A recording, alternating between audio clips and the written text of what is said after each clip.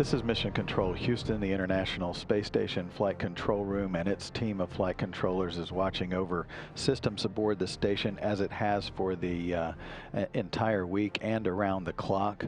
The flight control team has been overseen through the daytime hours by veteran flight director Ed Van Cise all week long. He has served along with other flight directors to support station operations from here in Houston around the clock, as do flight control teams at other facilities around the world. The station has been in excellent shape all week. There have been no major systems problems whatsoever, allowing the crew on board to focus on experiment activities and adjusting to life in space for some of the crew members as well. The Expedition 38 crew spent much of the week in various types of experiment operations around the station. As they wrap up this week together as the newest expedition, the 6 crew members will be together until mid-March, when the next transition occurs to Expedition 39. The continuous human presence and 6 crew members means a number of experiments can be ongoing and tended simultaneously in different experiment facilities. The transition to Expedition 38 actually dates back to last Saturday, when a formal ceremony was held to hand command of the station to Oleg Kotov from departing Expedition 37 crew commander Fyodor Yurchikhin. That activity was preceded with a spacewalk by Kotov and Sergei Ryazansky to gather some historic imagery of the Olympic torch outside the station, and also they worked on some other maintenance tasks as well. Along with Karen Nyberg and Luca Parmitano, Yurchikhin left the station Sunday in the same Soyuz capsule that delivered them to the station 166 days earlier. They landed safely Sunday night. Their excitement to be home was evident as they were greeted outside the capsule on the steppe of Kazakhstan as they displayed the Olympic torch, returning with them.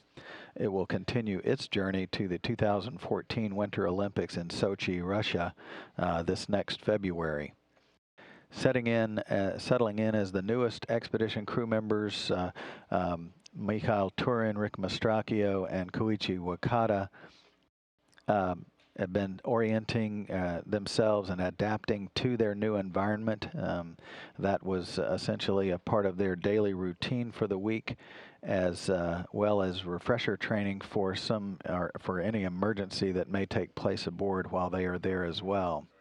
Experiments also, of course, were the focus with work on the in-space experiment that is ongoing on board the station periodically as well. Hopkins spent part of his week also working with a multi-user droplet combustion apparatus that's part of the combustion integrated rack, which contains hardware and software to conduct unique droplet combustion experiments in space.